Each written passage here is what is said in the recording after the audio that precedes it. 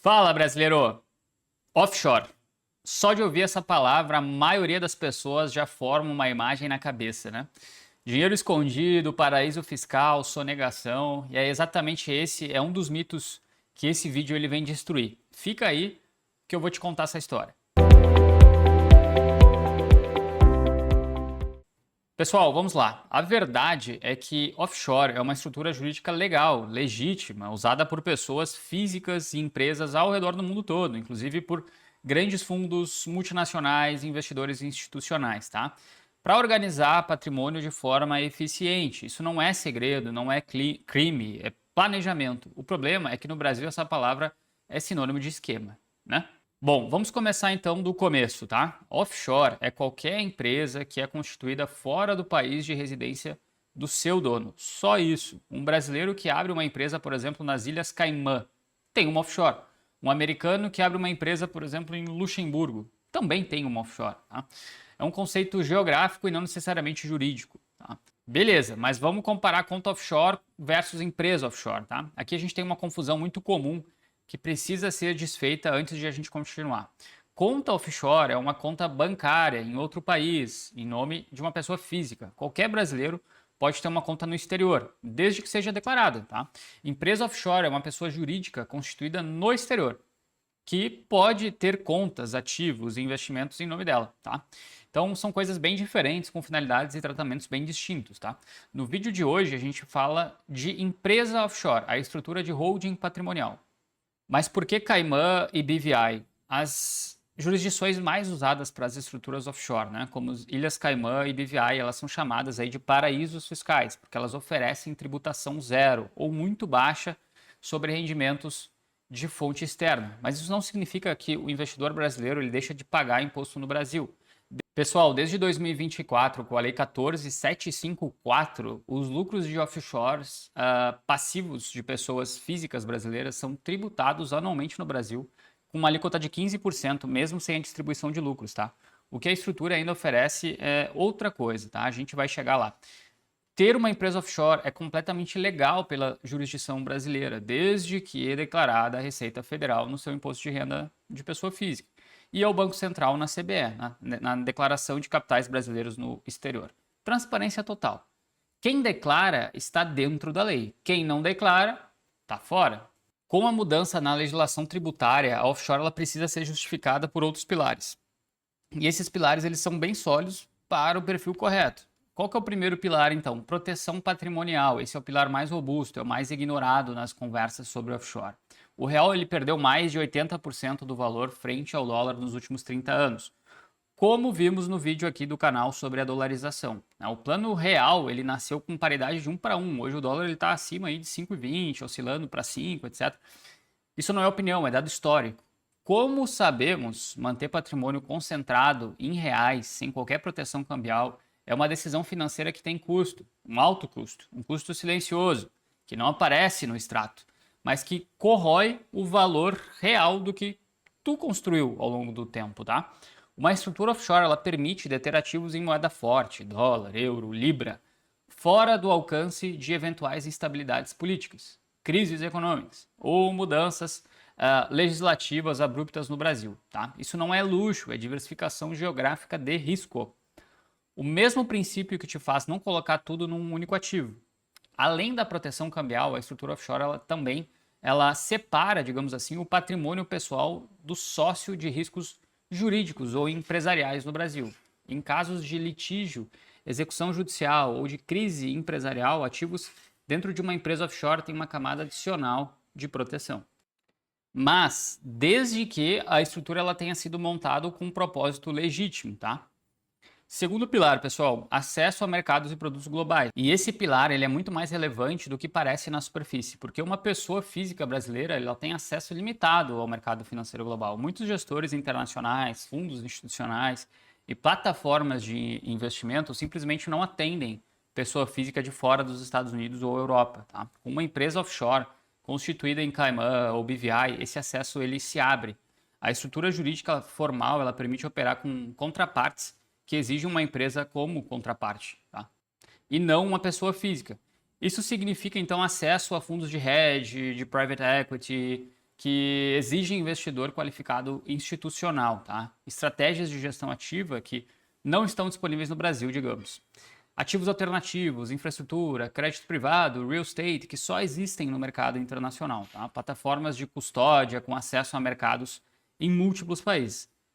Para quem quer diversificação global de verdade, offshore é a porta de entrada para o mercado como ele realmente existe. Pilar 3, planejamento sucessório. Esse é o pilar mais subestimado e possivelmente o mais caro de se ignorar, tá? Pessoal, quem investe nos Estados Unidos como pessoa física precisa se preocupar com o estate tax, que é o imposto sobre herança americano.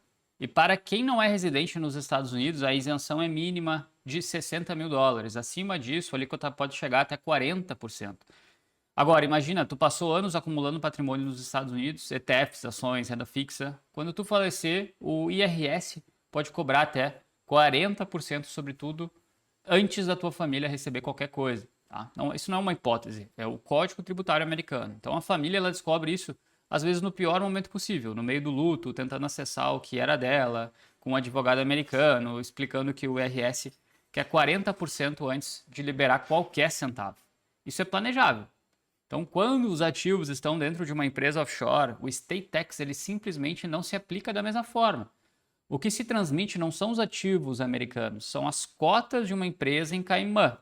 A diferença ela pode ser de centenas de milhares de dólares preservados aí para a tua família. Sem falar no Brasil. O ITCMD dele pode chegar a 8% em alguns estados. E o processo ele pode demorar anos. E se tiver ativos em mais de um país, então pode ser necessário aí abrir um inventário em cada um deles, tá? Com uma offshore centralizada, uma única estrutura ela detém tudo. A transferência das cotas, não dos ativos, é diferente. No processo único, mais ágil e muito mais barato. Isso é planejamento. Não fazer isso, sabendo que existe, é um descuido. Pessoal, então offshore não é para todo mundo, na verdade, tá? E dizer isso com clareza é mais importante do que tentar convencer alguém de que precisa de uma. Quando que faz sentido? O primeiro ponto é o patrimônio investido ou a ser investido no exterior, com volume que justifique os custos, tá? A estrutura de uma offshore ela tem custo de constituição e manutenção anual. Então, para que esses benefícios eles superem esses custos, é preciso ter um patrimônio relevante sendo gerido na estrutura, tá? Não existe um número universal, depende da jurisdição, dos custos do gestor, da complexidade da estrutura, mas volumes abaixo de um determinado patamar tendem a não justificar. Eu diria talvez abaixo de $100 mil, $200 mil, abaixo disso talvez não justifique. Horizonte de longo prazo, tá? A estrutura offshore ela não faz sentido para quem está testando investimentos no exterior, né? Para quem tem convicção de que quer manter patrimônio fora por anos ou décadas. Pessoal, a gente também precisa de objetivos claros, tá? Proteção patrimonial, acesso a mercados ou planejamento sucessório. Sem pelo menos um desses objetivos bem definidos, a estrutura ela se torna custo sem função, tá? Expatriados com renda e vida no exterior, né? Quem vive fora, ganha moeda forte, tem ativos crescendo internacionalmente, tem razões ainda mais sólidas para estruturar a offshore, organizar expatriados com renda e vida no exterior. Então, quem já vive fora, ganha em moeda forte, tem ativos crescendo internacionalmente, tem razões ainda mais sólidas para estruturar isso. Tá? A offshore ela organiza e protege um patrimônio que já está sendo construído ao redor do mundo. Tá? Quando que não faz sentido? Quando o patrimônio ainda em fase de acumulação, onde os custos de manutenção eles consumiriam boa parte do benefício, tá? Renda gerada integralmente no Brasil, sem qualquer perspectiva de exposição internacional. Perfil que ainda não tem clareza sobre os objetivos de longo prazo, tá? Então, a offshore ela é planejamento estratégico. Sem estratégia, é só custo. Então, vamos ao concreto, pessoal. O que está envolvido em abrir uma estrutura offshore? As duas jurisdições mais utilizadas e as que a gente analisa com mais frequência são Ilhas Caimã e BVI, tá? Ilhas Caimã, infraestrutura jurídica e financeira extremamente madura, alta credibilidade internacional, com bancos, corretoras e gestores institucionais, custos de constituição e manutenção mais elevado também, tá?